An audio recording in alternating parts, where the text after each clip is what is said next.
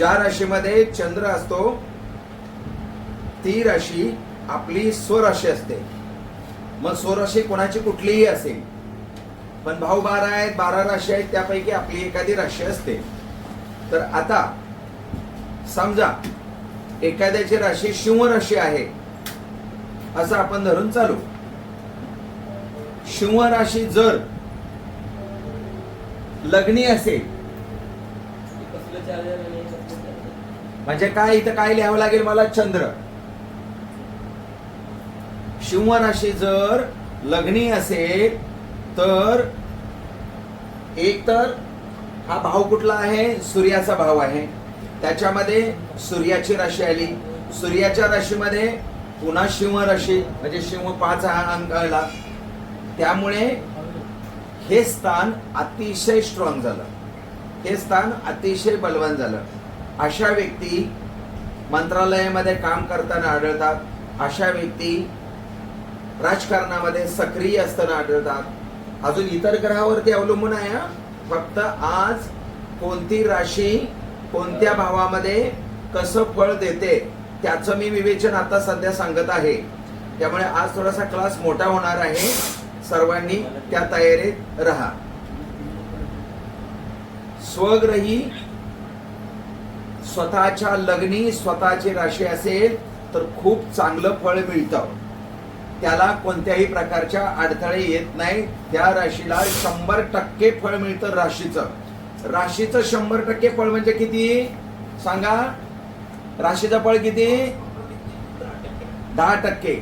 Plus त्या भावाचं फळ किती, 10%. 10% त्या भावाचं फळ मिळालं. पुन्हा 5 अंक आहे सिंह राशी. सिंह राशी सूर्याच्या स्थानामध्ये स्वतःच्या ग्रहात म्हणजे स्वतःची प्रॉपर्टी, स्वतःचं घर, स्वतःच्या मेहनतीने कमवलेलं घर, स्वतःच्या पैशाने जमवलेलं घर, म्हणजे तिथे कुणाचा दुसरा कुठलाही संबंध नाही. म्हणजे जे करेल ते सर्व आपण. असे लोक सर्व असणारे असतात, स्वतःचं अस्तित्व निर्माण करणारे असतात. हे समजून घ्या. मी फक्त आणि फक्त चंद्र राशी आपल्या स्वराशीचं 12 स्थानामध्ये कुठे कुठे असतात, कसं कसं फळ मिळतं ते समजावून सांगतोय. म्हणजे त्यावरून तुमच्या लक्षात येईल की 10 पैकी आपल्या राशीचं फळ किती मिळणार. आता इथे 10 पैकी 10 तर राशीचं फळ मिळालंच, पण तिथे त्या भावाचं पण फळ मिळालं आणि लग्न स्ट्रॉंग झालं. लग्न स्ट्रॉंग म्हणजे स्वतः आपण तिथे स्ट्रॉंग झालो. आता एखाद्याची राशी हीच राशी असेल, आता वृषभ राशी समजा एखाद्याची असेल किंवा ही एकच राशी फिरवतं सगळीकडे, म्हणजे तुमच्या लक्षात येईल. समजा सिंह राशी,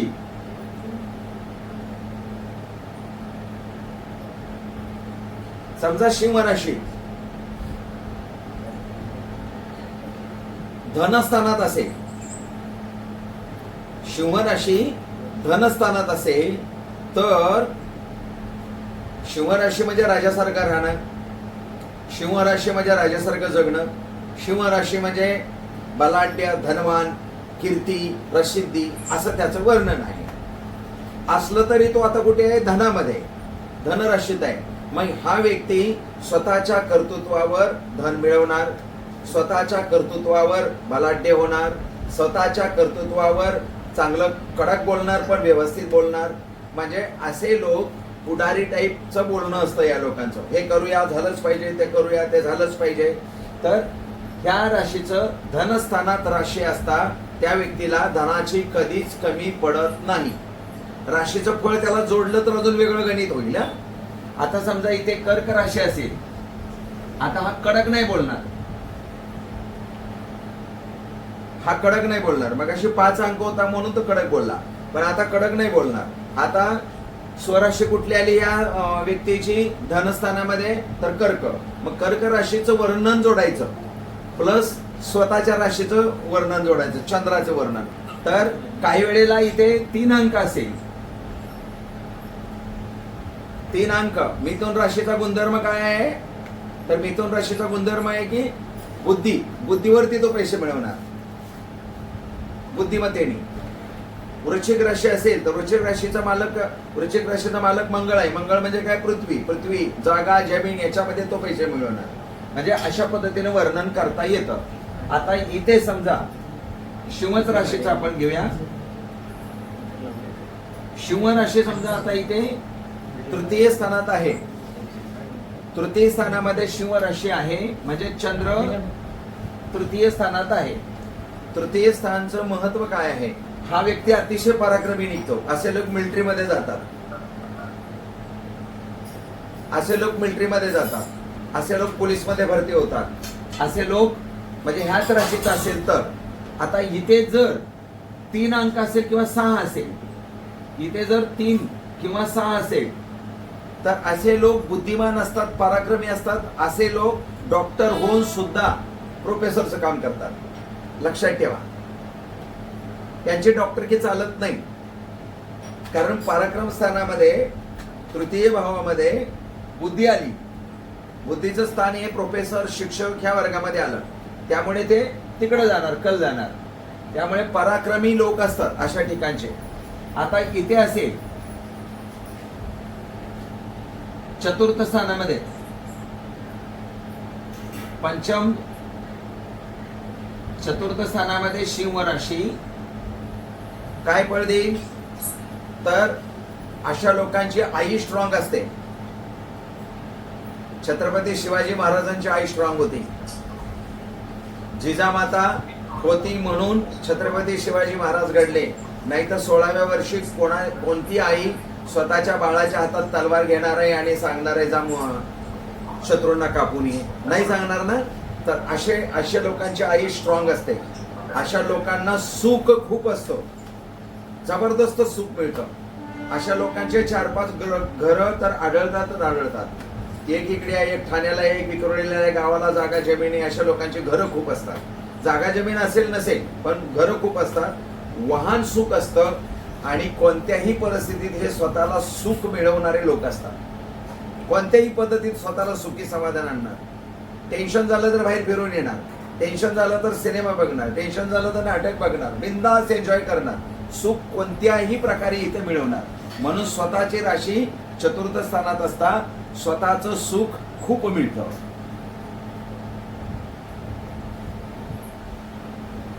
स्वतःची राशी पंचम स्थानात असता,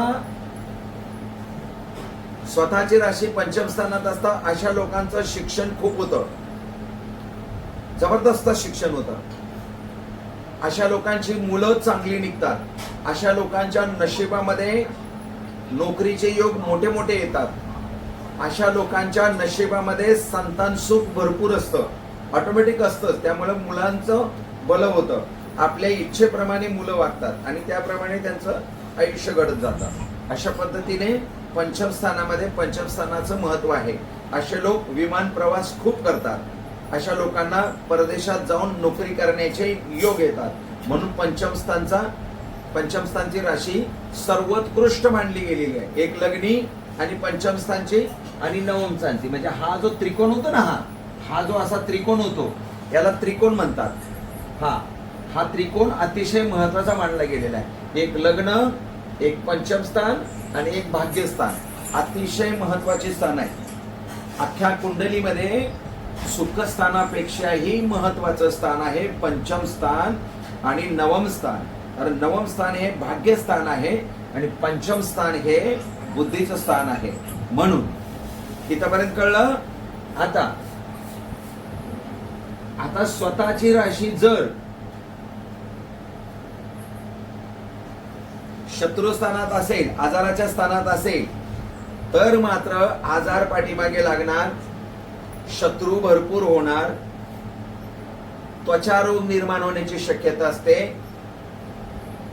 सर्दी, कफ, जॉईंट्स पेन किंवा अजून एखादा आजार त्याच्याबरोबर जो दूषित झाले, दुसरे ग्रह आले तर कॅन्सर सारखे आजार, मोठे मोठे आजार किंवा गोड आजार, गुरु आला तर गोड आजार म्हणजे डायबिटीस वगैरे अशी होण्याची शक्यता असते. किंवा याच्यावरती जर गुरुची दृष्टी आली तर मात्र अशा लोकांना डायबिटीस होण्याची शक्यता असते.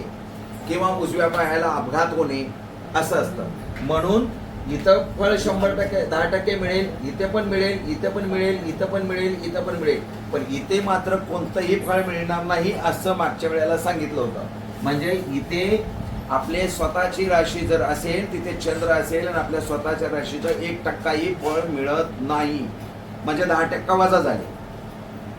आपल्या कामातून आपल्या कुंडलीतून 10% वजा झाले, त्याचा काहीही आपल्याला उपयोग होत नाही. आता सप्तम स्थानामध्ये आपली स्वराशी असेल तर, सप्तम स्थानामध्ये महत्वाची राशी आहे. सप्तम स्थानामध्ये आपली स्वराशी असेल तर, सप्तम स्थान म्हणजे विवाहाचं स्थान, सप्तम स्थान म्हणजे जोडीदाराचं स्थान, सप्तम स्थान म्हणजे पार्टनरशिपचं स्थान, सप्तम स्थान म्हणजे मैत्रीचं स्थान. हे सर्व स्थान या ठिकाणी असतात. सप्तम स्थानावरून त्याच्यावरून आपल्याला बघता येतं. तर सप्तम स्थानामध्ये चंद्र असता काय होईल? सगळ्यात जोडीदार चांगला मिळेल, उत्तम जोडीदार मिळेल, जीवाला जीव लावणारा जोडीदार मिळेल. त्याच्यानंतर पार्टनरशिप उत्तम होईल. कोणताही पार्टनर त्याला दगापटका करणार नाही, नुकसान करणार नाही. पार्टनरशिप उत्तम होईल. पार्टनरशिप मध्ये उत्तम उद्योगधंदा, यश, कीर्ती, मान सन्मान मिळेल. त्याच्यानंतर म्हणजे जे काही असेल ते पार्टनरशिप त्याच्यानुसार सगळ्या गोष्टी चांगल्या घडतील, जोडीदार चांगला मिळेल आणि वैवाहिक सुख खूप चांगलं जाईल. सगळ्यात महत्वाचं म्हणजे स्वराशी, जर फक्त स्वराशी, त्याच्याबरोबर राहू आला तर ग्रहणयोग झाला, त्याच्याबरोबर शनी आला तर विषयोग झाला. मी फक्त स्वराशीबद्दल बोलतोय. आजचा विषय समजून घ्या, फक्त स्वराशीबद्दल आहे. मागच्या वेळेला कोणीतरी विचारलं होतं स्वराशीचं फळ कसं मिळतं, म्हणून मी ते सांगतोय. प्रत्येक स्थानात असताना एका आपल्या आपल्या राशीचं फळ कसं मिळतं. तर सप्तम स्थानात आपली स्वराशी असता उत्तम फळ मिळतं, वैवाहिक सुख चांगलं मिळतं. पण सप्तम स्थानामध्ये जर विषयोग झाला म्हणजे शनी आला तर ते विषारी झालं आपलं वैवाहिक सुख. राहू आला तर ग्रहणयोग लागलं, आपल्या विवाहाला ग्रहणयोग, वैवाहिक सुखाला ग्रहण लागतं. अशा पद्धतीनं ते दूषित सुद्धा स्थान होतं. दूषित कसं होणार आहे अजून सांगणार आहे, पण आपली स्वराशीचं फळ मात्र त्या त्या ठिकाणचं तसंच मिळणार आहे. पुढे इथे सुद्धा स्वतःच्या राशीचं 100% फळ मिळतं, दूषित नाही झालं तर. आता इथे स्वतःची राशी असेल तर कोणता का अंक असणार त्या ठिकाणी, ती आपली राशी असेल, कोणतीही राशी असू द्या. वृत्तीस्थानात चंद्र असेल तर शिकवलेलं आहे भरपूर मी, कारण 6, 8 आणि 12 या स्थानाबद्दल मी खूप काय बोललेलं आहे आणि भरपूर तुम्हाला मी धनस्थानावर, याची धनस्थानावर सरळ नजर असते. सगळ्यात आधी धनाचा नाश होतो आणि धनाचा नाश होण्यासाठी डाव्या पायाला नुकसान होणे, डावा पाय मोडणे, सळया टाकणे, अपघात होणे, पाण्यापासून मृत्यू, पाण्यापासून धोका. पाणी जल आहे ना, ते जलतत्वाचा ग्रह आहे तो, त्यामुळे पाण्यापासून धोका, अचानक अपघात. जर तिथे राहू आला तर हमखास पाय मोडणार. त्यामुळे याचं सुद्धा इथे सुद्धा आपल्याला राशीचं 100% फळ मिळत नाही, म्हणजे 10% ते फळ गेलं आपलं. मग अजून काय जाणार आहे ते कुंडल्या मांडून आपल्याला कळणार आहे. तर स्वराशीचं इथे सुद्धा आपलं जे काही 10% मिळणार होतं ते निघून जातं. आता महत्वाचा विषय आहे, आता खूप चांगली गोष्ट आहे.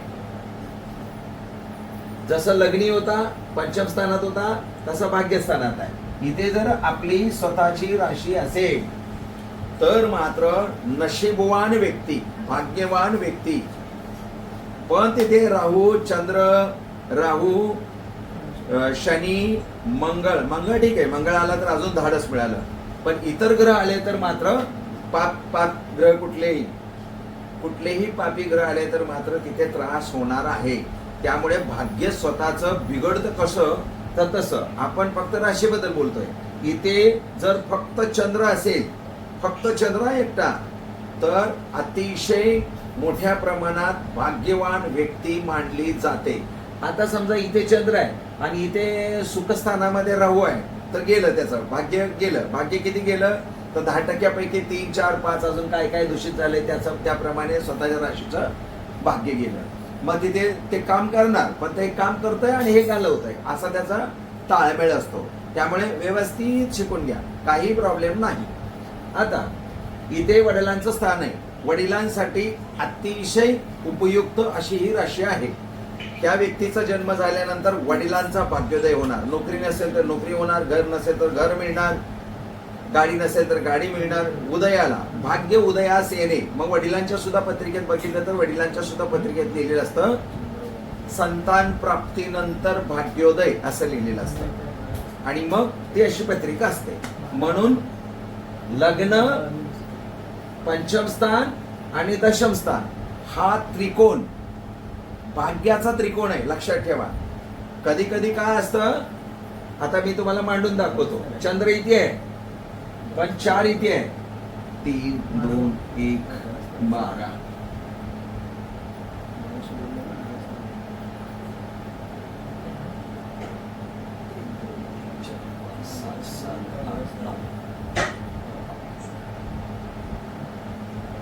आता बघा, सोने पे सुहागा काय याला कमी पडणार आहे बघा ह्या व्यक्तीला. आलं का लक्षात? मूळ त्रिकोण किती शुद्ध झाला. किंवा इथे गुरु किंवा इथे गुरु, मूळ त्रिकोण फार महत्वाचा आहे. इथे गुरु असेल किंवा इथे गुरु असेल, मूळ त्रिकोण भक्कम झाला, या माणसाच्या आयुष्यात कधीच कुठलीच अडचण नाही येणार. आता कुठल्याही स्थानामध्ये कितीही राहू बिघडू द्या, कुठल्याही स्थानामध्ये कितीही शनीने विध्वंस करू द्या, हा मूळ त्रिकोण त्या माणसाला सतत पेलवत नेणार, सतत त्याच्या आयुष्यात चांगल्या चांगल्या घटना घडत नेणार. त्याला सहजासहजी असं अलगद उचलून त्याची नय्या पार करणार, असं हे गणित आहे. म्हणून हा मूळ त्रिकोण फार महत्वाचा. म्हणून नशिबाच्या स्थानामध्ये स्वराशी अतिशय फायदेशीर असते.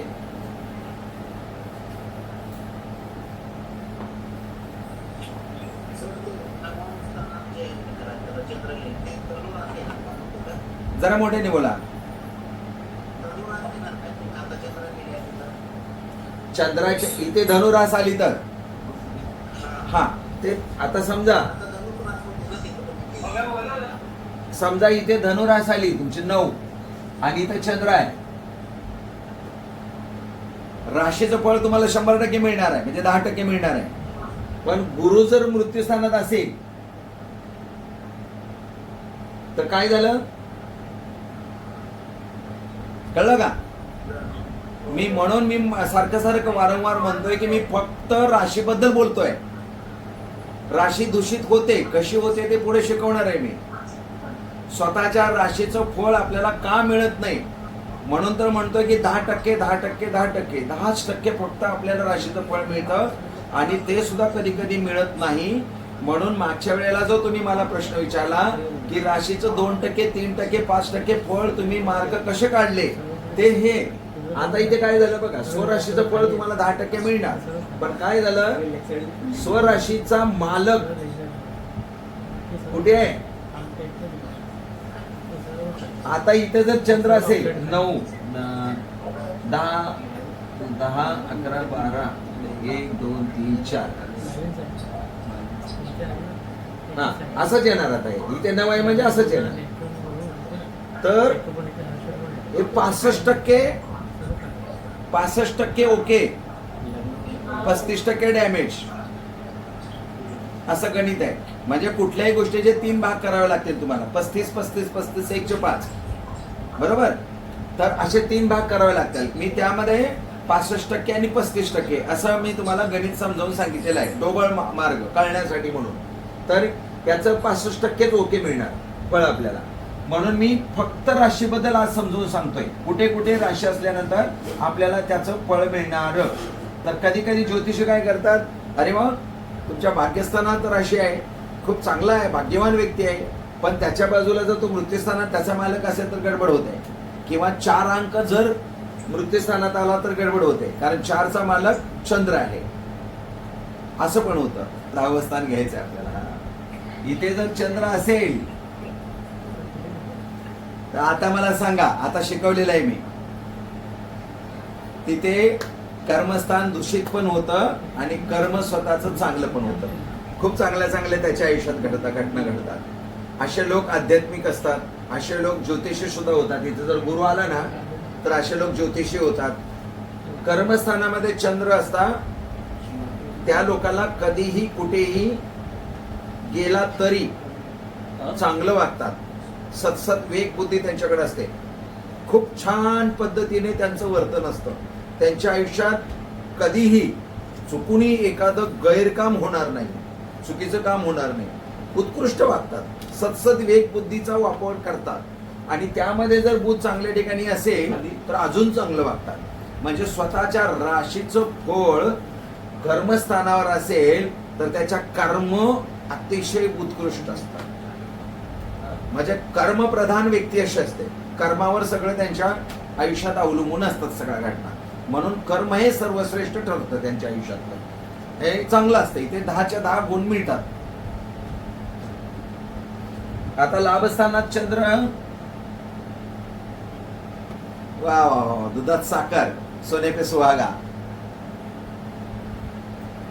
इकडं दुसऱ्या स्थानामध्ये गुरु असेल, शुक्र असेल, काय देत असेल आणि त्यात अजून लाभस्थानात जर शुक्र असेल तर मध्ये साखरेमध्ये मुंगी आणि त्या मुंगीला मग साखरेची काय गरज आहे, अशी अवस्था होते. आपल्या आयुष्यात लाभच लाभ. पत्नीकडून लाभ, वडिलांकडून लाभ, आजोबाकडून लाभ, सासूकडून लाभ, सासऱ्याकडून लाभ, मेव्हण्याकडून लाभ, सगळ्याकडून प्रत्येक व्यक्तीकडून लाभच लाभ. जर इतर ग्रह चांगले असतील तर लाभस्थान चांगलं असल्यानंतर सासू सासऱ्याचं फार प्रेम असतं अशा लोकांवरती. हे सासू सासऱ्याचं स्थान आहे, लक्षात ठेवा. फार म्हणजे प्राम, लाडका जावाई लाडकी सून, इथं जर चंद्र असेल तर. पण सहजासहजी असं भाग्य मिळत नाहीये लोकांना. तर लाभ, लाभस्थान म्हणजे लाभ कुठलंही, आई स्थान आहे ते, व्यय स्थान नाही, आई स्थान म्हणजे सर्वच मिळत जाणार त्यांना, मिळत जाणार, खूप काही मिळत जातात. तिथे आहे. आता महत्वाचं राहिलं व्यय स्थानात चंद्र. व्यय स्थानात चंद्र, डाव्या डोळ्याला त्रास होणे सगळ्यात महत्वाची घटना घडते. सगळ्यात आधी पाण्यापासून धोका. स्वराशीचं राशी जर बिघडली, त्या राशीला जर 7.5 आली किंवा ग्रहमान बिघडलं तर अचानक काहीतरी दुर्घटना घडते. डाव्या खांद्याला त्रास होऊ शकतो, हार्ट अटॅक येऊ शकतो. त्यातून वाचणार म्हणजे मरणार नाही, मृत्यूस्थान नाही ना, ते मोक्षस्थान आहे, म्हणजे डिस्ट्रॉइड स्थान आहे, व्यायस्थान आहे. खर्च करत करत करत करत करत खूप खर्च करायला लावणार त्याला, त्या व्यक्तीला. डोळ्याचा खास करून असे लोक चष्मेवाले असतात. चंद्र जर 12व्या स्थानात असेल तर सरळ तुम्ही त्याला विचारा चष्मा आहे का, आहेच म्हणणार. चष्म्याचा नंबर आहे, डोळ्याचा त्रास होतोच होतो, 100% ते व्यक्ती बोलणार. तर अशा पद्धतीनं हे व्यायस्थान आहे, खर्चिक असणार. अशा व्यक्तींना तुम्ही 10 रुपये मागितले तर लगेच काढून देणार 50. जा म्हणणार चल खुश राहा. बाकीचे ग्रह चांगले असतील तर त्याच्यावर अवलंबून आहे अजून. म्हणजे व्यायस्थान आहे, ते स्वतःच व्यायस्थानात बसले, खर्च करतात. फळ काढताना आधी नेहमीप्रमाणे राशी मकर राशी. मकर राशी कुठे आहे, मग आता सांगितलं मी. मकर राशी म्हणजे मी सांगितलं की स्वराशी जिथे असते तिथला प्रभाव. आता सांगा मला, मकर राशी कुठे आहे? पराक्रम भावामध्ये आहे, बरोबर. काय बाकीचे कुठे गेले? पराक्रम तृतीय भावामध्ये, पराक्रम भावामध्ये, तृतीय स्थानामध्ये. हे राशी तृतीय स्थानामध्ये आहे. आता तृतीय स्थानामध्ये अजून कोण आहे बघा, शनी आहे. काय झालं, शनीच्या स्वतःच्या राशीमध्ये शनी आला, त्याची ताकद वाढली, चंद्राची कमी झाली. आणि चंद्र, आता लिहून घ्या, चंद्र अधिक शनी अधिक चंद्र बरोबर विष योग. रिपीट करा ना. तृतीय भावामध्ये मकर राशीमध्ये शनीची ताकद वाढली. तिथे शनी आहे, शनी स्वराशीमध्ये आहे म्हणजे शनीची ताकद वाढली. तिथे चंद्र आहे म्हणून शनी अधिक चंद्र बरोबर विषयोग.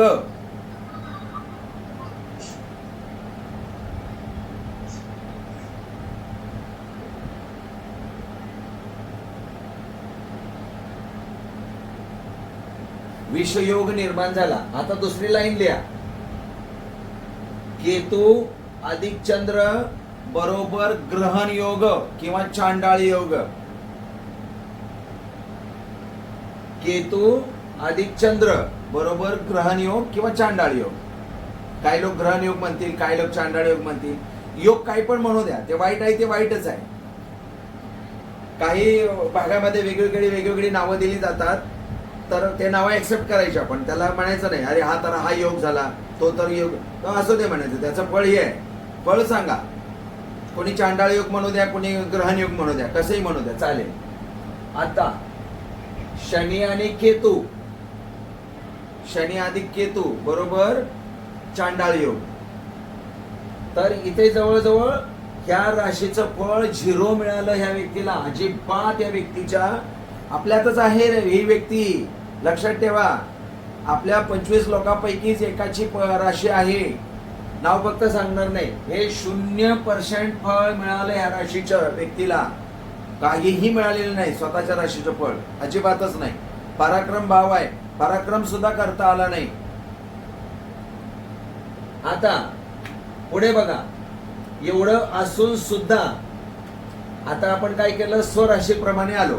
स्वराशीचं दुसरं स्थान लग्नी घेऊ आपण. लग्ने काय आहे, कुठली राशी आहे, लग्न कोणतं आहे,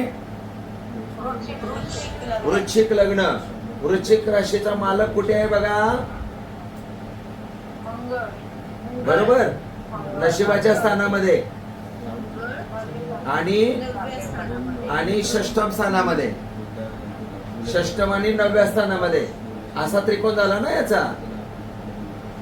8 वृश्चिक, मेष आणि मंगळ असा त्रिकोण झाला ना.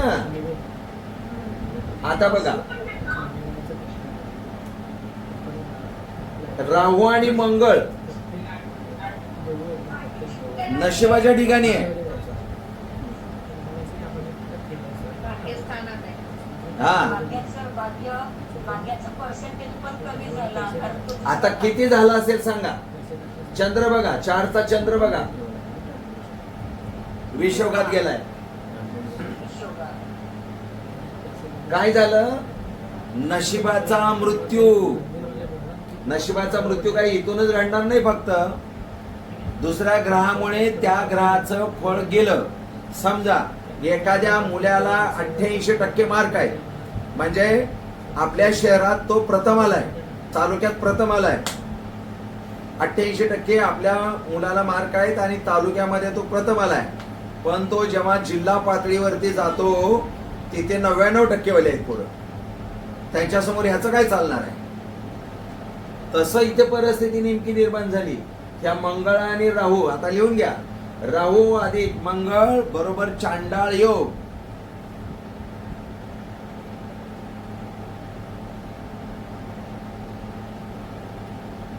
या चांडाळ योगामुळे या व्यक्तीच्या नशिबामध्ये कोणतीही चांगली घटना घडली नाही. इथे 0 मार्क मिळाले. अशी बघायची कुंडली, एक स्थान तपासायचं. इथे नशिबाचा मृत्यू, पराक्रमाचा मृत्यू. आता आधी वाईट काय काय ते शोधू आपण आणि मग चांगल्या गोष्टी शोधू.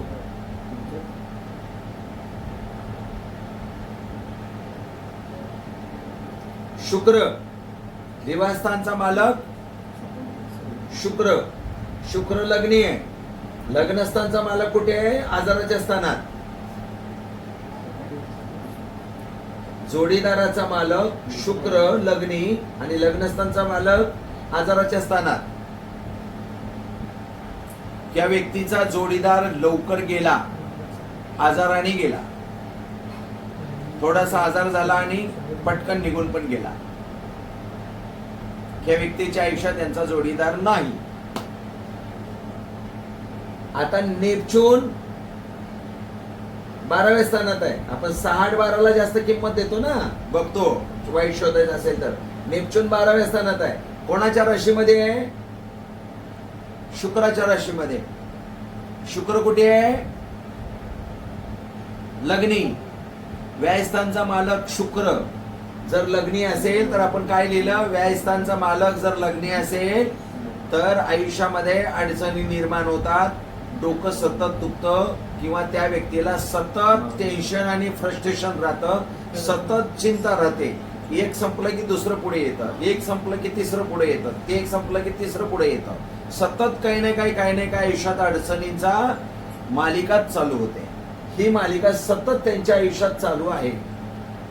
आणि वरून लग्नेश शत्रुस्थानामध्ये काही संबंधापुरता म्हणून हेल्थ वाईज काही प्रॉब्लेम येणे, हाडांचा त्रास होणे, पायदुखी होणे असे प्रकार घडतात.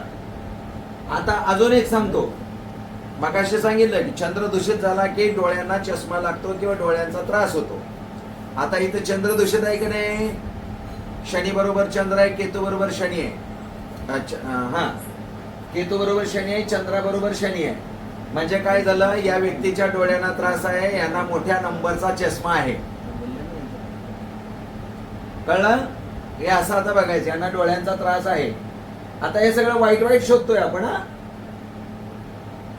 आता बघा, आता एवढं वाईट झालंय, आता आपण त्यांच्या आचरणावर येऊ. आता वाईटातून पुन्हा काय चांगलं घडणार, तर सर्वात आधी आपण आचरण बघणार. आचरण बघा, कर्मस्थानामध्ये सिंहराशी आहे आणि सिंहराशीचा मालक लाभस्थानात आहे. आणि लाभस्थानात कोणाबरोबर आहे, बुद्धाबरोबर. ही व्यक्ती अतिशय सतसत विवेक बुद्धीने जगणारी व्यक्ती आहे. अतिशय म्हणजे तुम्ही जेव्हा ह्या व्यक्तीला भेटाल तेव्हा मोहात पडाल की अशी व्यक्ती आपल्याला आयुष्यात कधी का नाही मिळाली. अशी व्यक्ती आहे एवढी.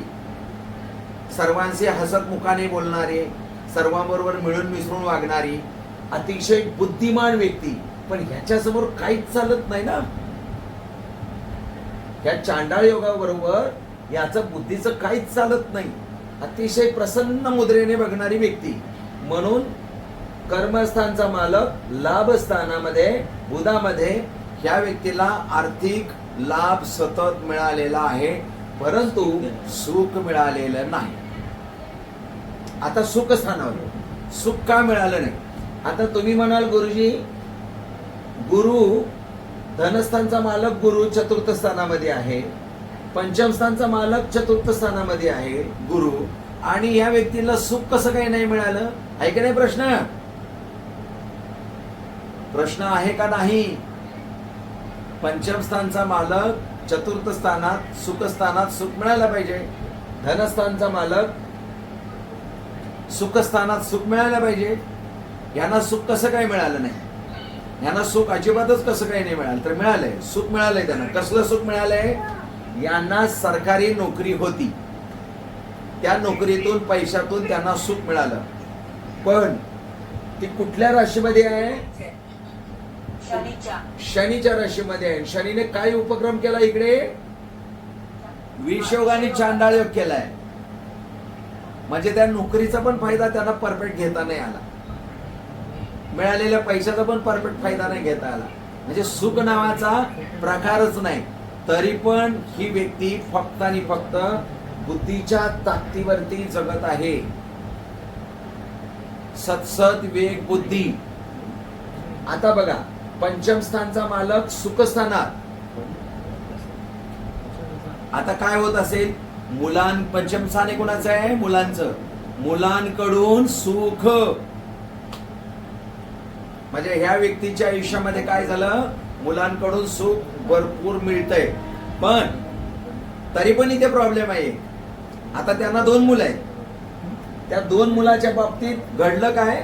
आता बघा, पंचम स्थानचा मालक गुरु सुखस्थानात, मुलांकडून सुख मिळणार. पण तिथे कोण आहे? शनी विषयोगात आणि क्रूर योगात किंवा चांडाळ योगात. म्हणजे यांना एका मुलांपासून खूप फायदा आहे आणि एका मुलापासून अजिबातच नाही.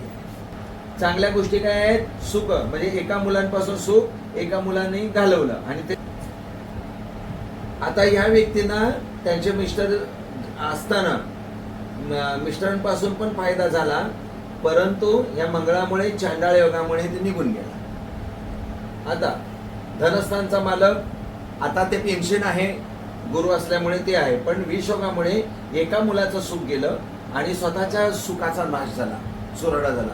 अशा पद्धतीनं ही कुंडली आपण पाहायची असते.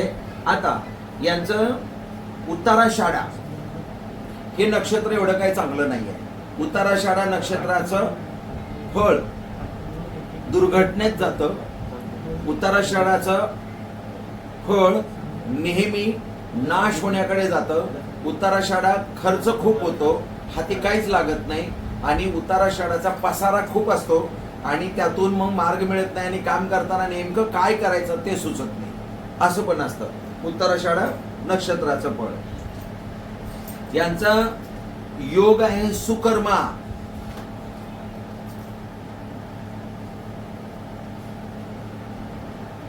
खूप चांगला योग आहे हा. सुकर्मा. यांच्या हातून जे कर्म होणार ते योग्यच होणार. सुकर्मा म्हणजे योग्य कर्म करणारा. सुकर्मा उत्कृष्ट यांना फळ मिळणार. सुकर्मा. सुकर्मा योगावरती जन्म झाल्यामुळे यांच्या हातून कोणतंही वाईट कर्म होऊ शकत नाही.